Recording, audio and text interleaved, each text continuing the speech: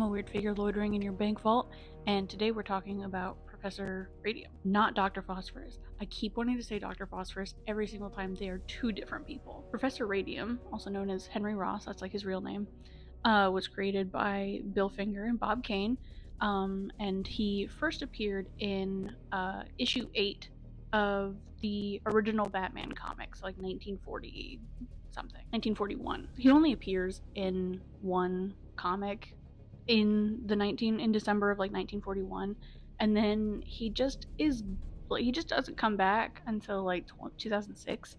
And then they shove him in like a supervillain team with like 6 or 5 other people. There's like 6 in total. I really enjoy his character, and I think it kind of sucks that he doesn't come back until like 2006. Or I thought it'd be kind of fun to kind of explore the team itself. And so I wanted to kind of give everyone their own little introductory video and then discuss the comic where they first appear. The supervillain team is called like the Nuclear Legion, and it's full of a bunch of people I've literally never heard of, and also Professor Radium, who I can't imagine anyone else has ever heard of. So the comic first opens up in the city's dog pound, where just a veritable pile of dead dogs is just like right there. Henry Ross is requesting that the dogs be brought to his lab. I also would like to point out that he asks that they're brought to his lab as they are, which is dead. And I'm enjoying the idea of someone coming in and being like, okay, well, I want that dog. And like, well, that dog is dead. And knowing customer service like I do, I feel like someone has definitely asked, like, okay, we'll just revive it, and so I can adopt that dog. I like that one. So he takes them back to his lab, right? He's been working on this radium serum. That's like what it's called. The plan with this radium serum is to bring the dead back to life, basically. So his whole thing is like, if I can create a serum that will revive dead tissue, death is like a thing of the past. Because that has always worked out for everybody all the time. He injects the dog, and then he falls asleep, waiting for it to work. So the next morning, his coworker Johnston comes in. He's like, dude, what the hell are you doing in here? There's like a wild feral dog in here, just in the lab. What are you doing? So Ross is like, oh my god, it worked. This is fantastic. I have to take this to the board.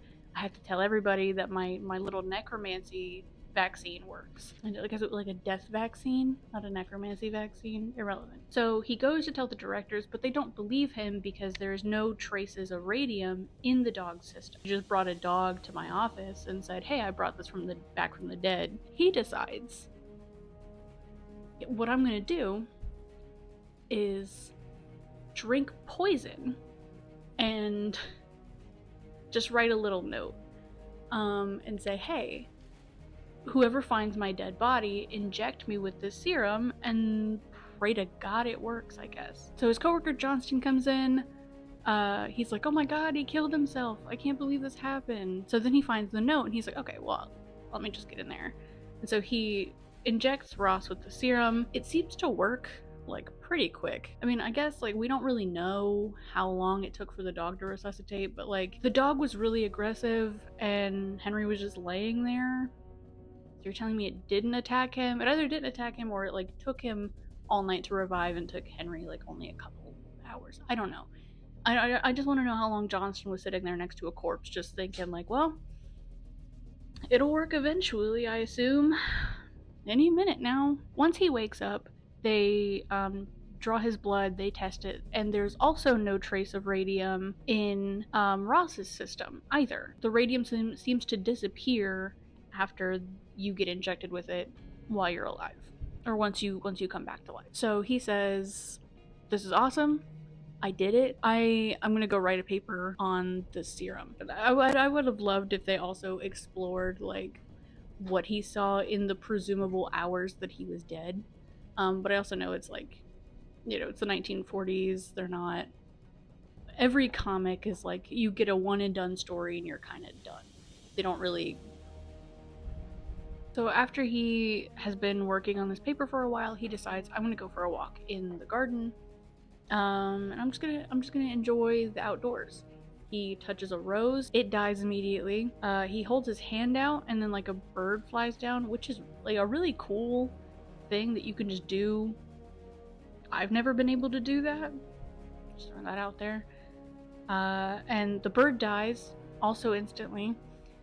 And so Ross realizes that he's turned himself into a human radium ray, like just straight radiation. So he goes back to his lab and he tells his coworker, like, we need to do more blood work because something is wrong.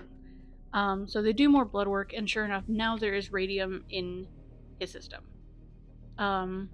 And he's also looking a little green. I feel like you could just look at the man and go, yeah, there's radium in there. They turn the lights off for the x-ray, and Ross is like glowing. And as he's like kind of tiny freaking out about that, he accidentally bumps Johnston, who falls over, dies. So Ross calls the police and tells them, like, I don't know what happened. He just dropped dead while we were talking. And the police take one look at him and go, yep, heart attack. And then they leave. So once they leave, he begins to work on an antidote. He discovers that after each injection of a drug called Volatel, there's less radium in his system, and it kind of works as like a temporary antidote because it only lasts for about 24 hours. Now, I looked up Volatel. Couldn't find anything about it. I tried like Volatel drug, Volatel pharmacy. I couldn't find anything. So I assume they made it up. And if someone knows what it does, like, or what it is, like, please tell me. Because I am genuinely curious to know if you can just like inject someone with like a drug. It's like, well, you're not irradiated anymore. Congrats. A little bit of IRL rat away. He is quickly running out of the drug because he's trying to not kill people, so he's constantly like injecting himself as he's trying to find this antidote. So he decides, like, I'm gonna steal some more. I know where hospitals keep it. I'm gonna steal some, and you know, once I like get this all figured out, we can all just laugh it off and I'll pay the hospitals back or whatever. So he fashions this suit made of a quote rubberoid material. I don't know what that means, but what I do know is the suit looks awesome. I love this suit. I would love a Professor Radium poster. That would be so cool. Very steampunk, in my opinion, but like without the steam, I guess. It's just very cool. I love it a lot. So the news eventually breaks about this robbery, or the string of robberies, and it finally reaches the attention of Bruce Wayne and his ward, Dick Grayson. Bruce surmises that, is that the right word? That's the word I'm using. That only a scientist would have any knowledge of Volatel, which is probably why I couldn't find anything. I am not a scientist. He has a hunch that the next location that will be hit will be Gotham Hospital. So they suit up, they head out. Ross, who has apparently been loitering in the hospital all day, finally decides to make a move at that specific moment. Security guard passes through. Ross goes into the room where they keep the Volatel, and he's about to steal it when Batman and Robin just emerge from the windows, as they are wont to do. Okay, so my camera died, and then there was just a whole other mess. It's been a mess. So it's really dark, and the camera's the angle is probably weird. Fight breaks out with Ross throwing literally everything he can at Batman and Robin. Like, he throws a whole table at Batman, like, and he throws like literal surgical equipment at a child, like a short ass like fucking 9-year-old. So he escapes out the window, and as he's climbing down this pole, Batman and Robin follow. He takes his glove off and uses his like radium hands to irradiate and destroy the pipe they're climbing on. He like falls, climbs into a lower open window, and Batman and Robin have to kind of like try not to fall. Ross goes through the hospital. He straight punches this guy. I don't know if this man is alive or not, because it's kind of hard to tell what hand he punched him with. I don't know if he punched him with the gloved hand, the not gloved hand. I don't know. This man could be dead. He steals a car from the hospital and then like makes his getaway. The only problem with this is he's like, oh, when I find a cure, I'll tell the world what happened. And it's like, what do you think is gonna happen when you're like, yeah, I was the one stealing shit, but it's for a good cause. The cause was me not dying. How do you see that working out for you? He leaves, and Batman and Robin pick up the discarded glove off the ground, and through a lengthy process, Batman gets the fingerprints out from the inside of the glove. The next morning, Ross injects himself with this cure, and he goes to tell his fiance about like everything that had happened. He shows up, and the moment that he touches her, she drops dead. But this time, there's a witness. She's got a maid. The maid calls the cops. She says, I don't know how, but he touched her and she died, and he was like glowing. And so Batman's like, oh, he was glowing? Check her corpse for like internal radiation burns. They do. He's like, okay, so he's got issues. Using this information, Batman has kind of figured out that the reason that Ross is stealing all this volatile is because he needs it for whatever radiation experiment went wrong. He's not sure for certain, but he knows he was working on this radium stuff, and now everyone that he has come in contact with is dying because of radiation, like internal radiation burns. The police start a manhunt for what the newspapers have labeled Professor Radium. Days pass with no sign of him. Meanwhile, Ross is in his lab just absolutely losing it, because without the antidote, the radium is just kind of like infecting his like bones or whatever. It's literally driving him insane. I don't necessarily know that that's how that works, but it is kind of a funny thought that like if you hang out in Chernobyl for a little bit too long, you're gonna start being really chill with murder. So Gordon is talking to Batman, it's Commissioner Gordon, about how they can't find Professor Radium. They can't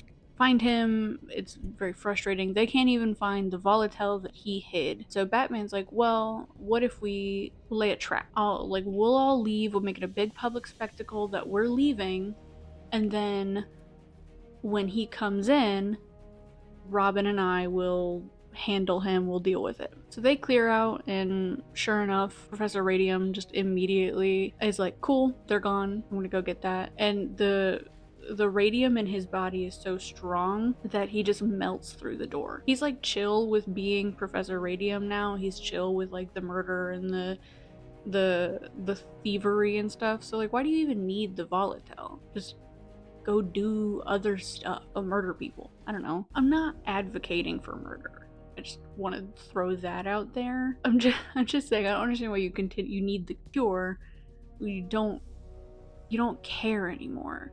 I'm asking too many questions. So he goes into his lab, he pulls out this book off the shelf, and there's like a little compartment on the inside, and that's where he was storing the volatile. That's all the information Batman and Robin need. They bust out. They are getting ready to tussle. He just blasts a ray of radium at them, like straight up like Emperor Palpatine's that radiation at them. Batman has created a transparent rubberoid material that will protect him and Robin, so the ray does nothing. So he shoots the chandelier on top of them. So the beam hits the chandelier, it hits Batman, Professor Radium just knocks Robin out, and then he escapes to a pier, like a ship dock. So Batman like climbs up a crane, Professor Radium is like on this thing, Batman like kicks him off, and they like tussle a little bit, and then it ends with Professor Radium falling into the water, because that's all Batman villains know how to do until they're allowed to finally die. And that's the last we kind of see of him until, like I said earlier, like 2006,